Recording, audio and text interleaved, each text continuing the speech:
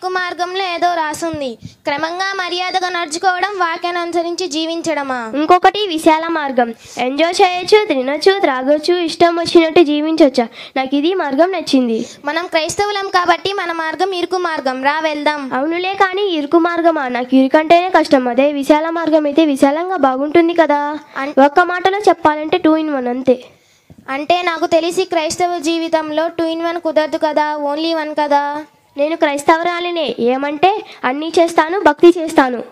సరే, నా జర్నీ అయితే ఇరుకు మార్గంలో చేస్తా. నా జర్నీ అయితే విశాల మార్గం.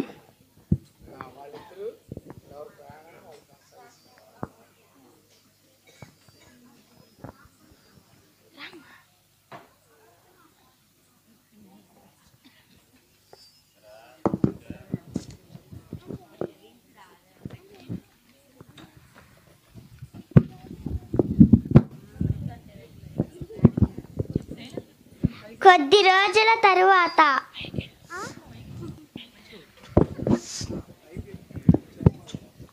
Praise Lord heaven. Praise the lord.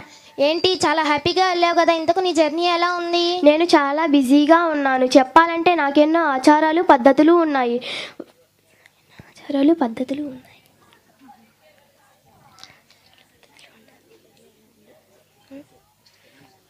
నిజం చెప్పాలంటే నేను చాలా హ్యాపీగా ఉన్నాను. వాక్యంలో ఇలా రాసుంది, మీరేడ్చి ప్రలాపింతురు గాని మీ లోకము సంతోషమగును, మీరు దుఃఖింతురు గాని మీ దుఃఖము నిశ్చయముగా చెప్పుచున్నాను. ఇంత బిజీలో బైబిల్ చదువుకుంటున్నావా, ప్రార్థన చేసుకుంటున్నావా, క్రమంగా మందిరానికి వెళ్తున్నావా? ఇంత బిజీలో వాక్యము ప్రార్థన మందిరము అంటే కష్టం కదా. నాకు కుదిరినప్పుడు వెళ్తాను.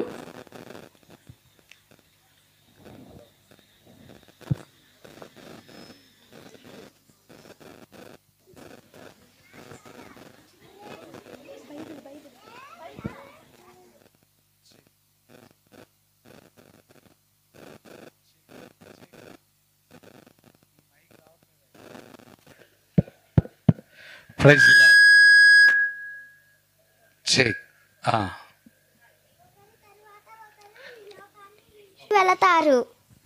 మళ్ళీ చెప్పు. ఒకరి తరువాత ఒకరు ఈ లోకాన్ని విడిచి వెళతారు.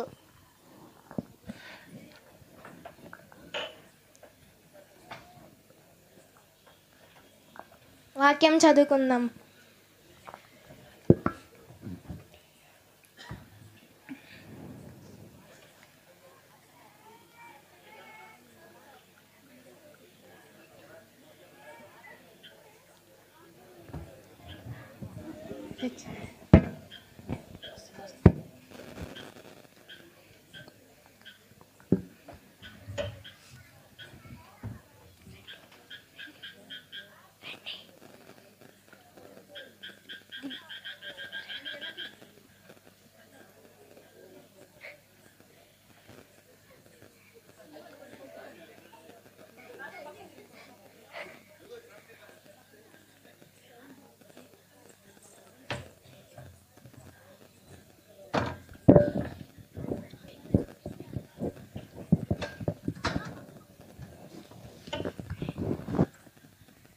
ఏంటి, నా కోసం దేవతలు వచ్చారా?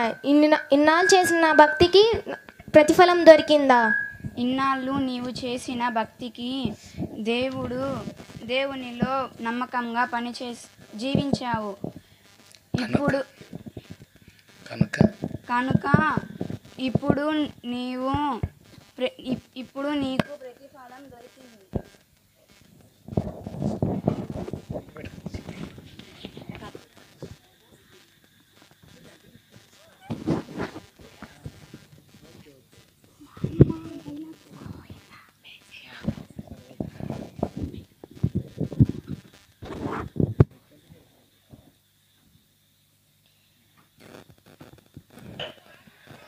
ఇరుకు మార్గములో నడిచినటువంటి బిడ్డను మరి లోకాన్ని యాత్రను ముగించాక దేవుని దూతలు వచ్చేసి పరలోక రాజ్యానికి తీసుకుని వెళ్ళిపోయారు.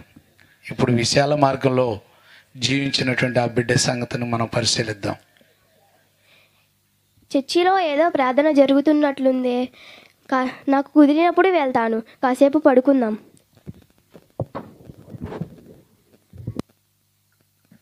ఈ విశాల మార్గంలో నడిచిన అమ్మాయికి బైబిలు ప్రార్థన అనేది లేదు.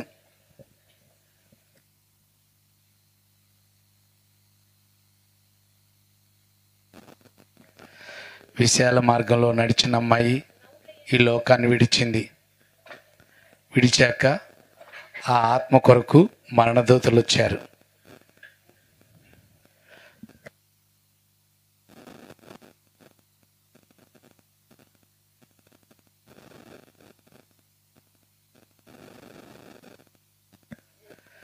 ఇక్కడ మనం గమనించాలి, మరణదూతలు వచ్చి ఆ అమ్మాయిని తీసుకొని వెళ్ళిపోతున్నారు. ఏంటి, నా కోసం దేవదూతలు కాకుండా దెయ్యాలు వచ్చాయా?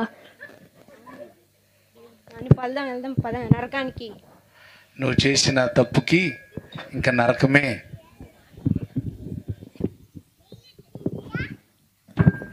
చూసారా ప్రియమైన దేవుని బిడ్డలారా, ఇరుకు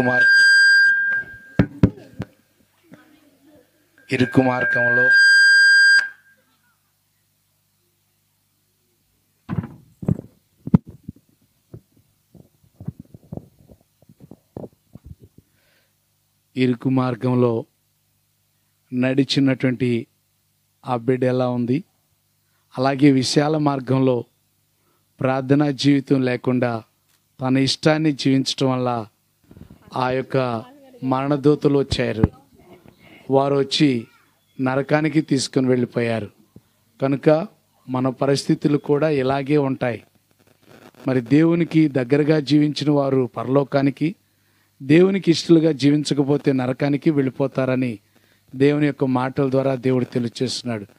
ఈ యొక్క స్కిట్ ద్వారా మీరు నేర్చుకోవాల్సింది ఏంటది అని అంటే, పరలోకం నరకం అనే రెండు ఉన్నాయని మనం తెలుసుకుందాం. దేవుడి మాటలు మన కొరకు దీవించును గాక. ఆమేన్.